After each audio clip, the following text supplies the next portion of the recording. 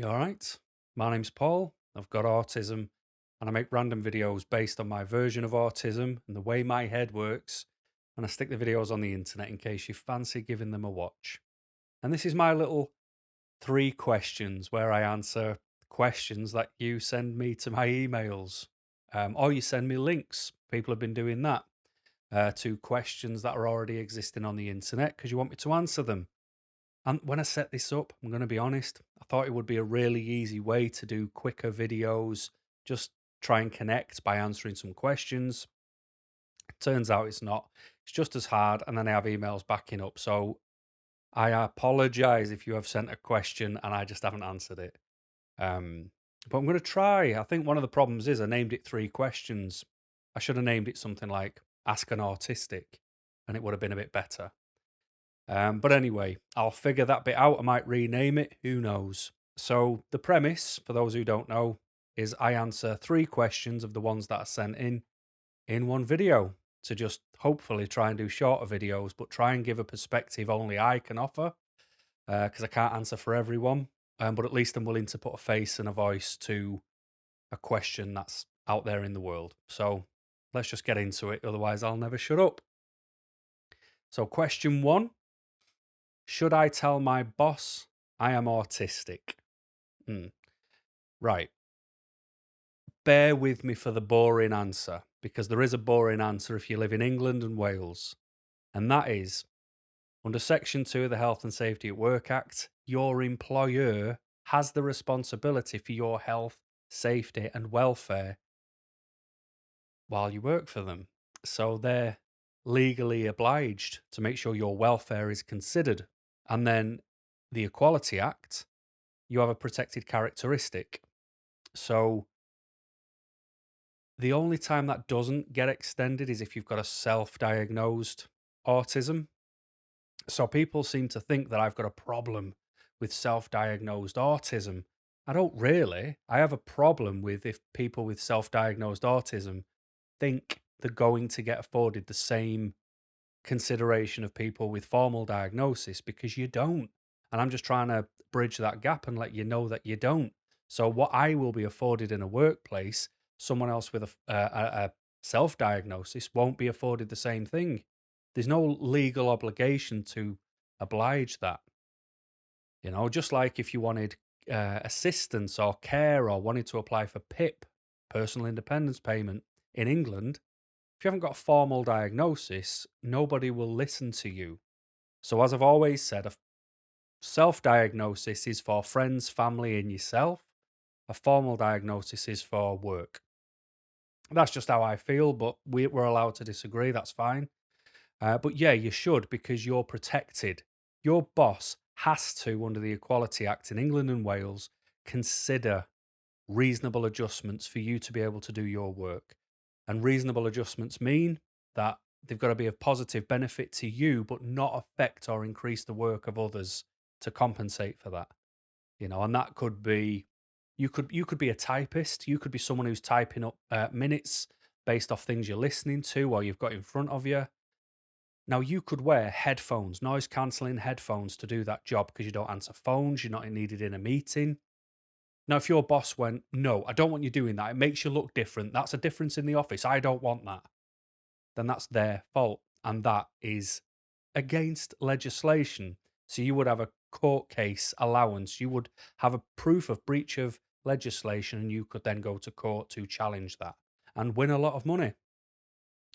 But if you just all of a sudden didn't want to work Mondays and Fridays because I feel more burnt out on a Friday and Monday I just feel too anxious to come to work, then that'll increase the work of other people who do work Mondays and Fridays because they'll be absent of a person. Now, that's not reasonable. The first one is. So I hope that made sense for England and Wales, but for the rest of the world, yeah, of course you should.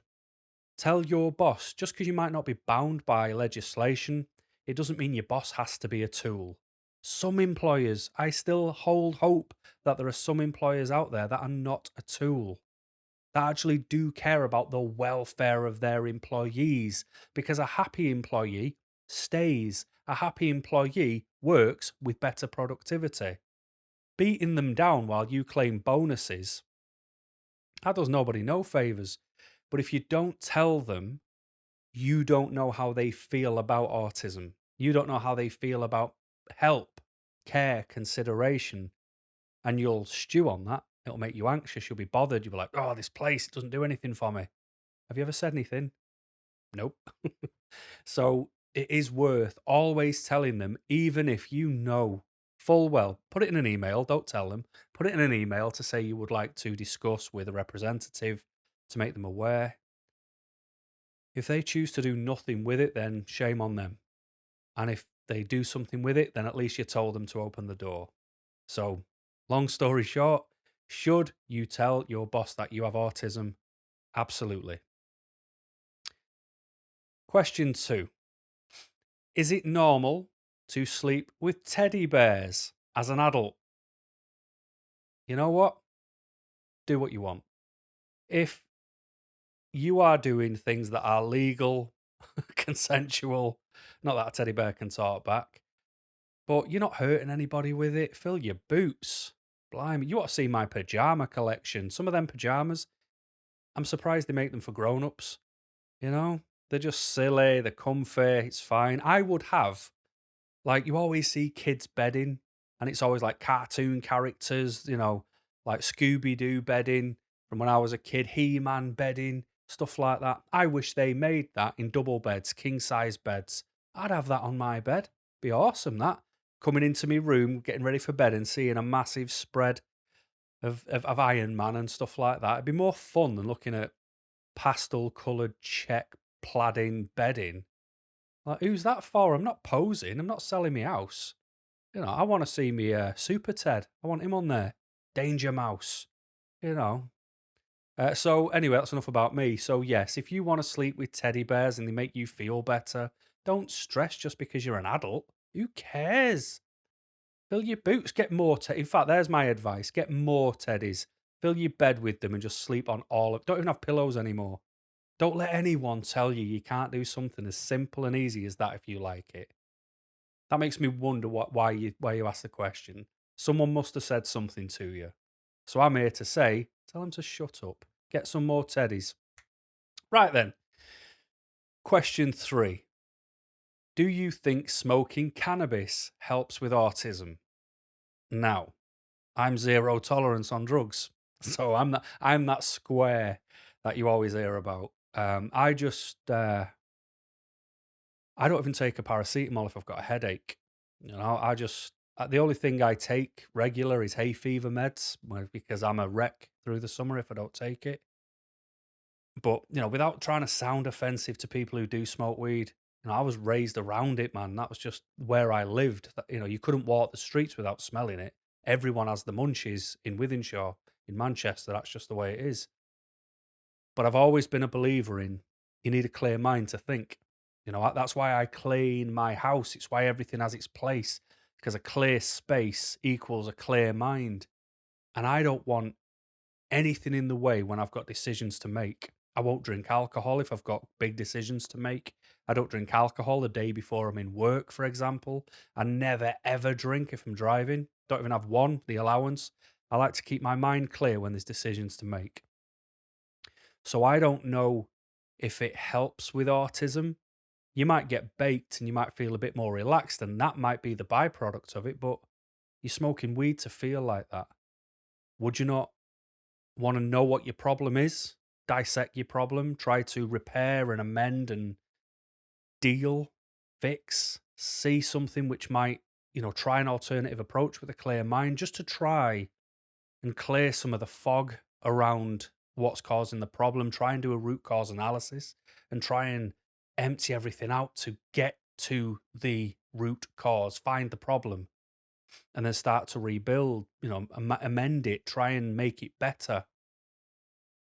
Would you not prefer to do that than put yourself in a temporary state of enjoyment? Because it's not real. I'm saying let's feel raw for a minute and go, okay, I need to fix this. And then you know what? If you fix all your problems to a point where everyday living is manageable without drugs, and then you still want to smoke weed, imagine how good that'd feel for you. But I don't advocate any type of drugs. I have a problem with pharmaceuticals, so even though I'll put processed meat in my system and alcohol, hypocrite over here. But I don't think smoking cannabis helps with anything. I think it just masks things, and I would rather feel the pain to try and fix it than put a temporary solution in place. So there we go, my friends. 3 questions done, 3 questions answered, and I hope they made sense. I'm not here to offend anyone, so if you got upset by any of my answers, let's just calm it down because I'm just giving my perspective, which I'm allowed to. But until next time, thanks for watching and keep smiling.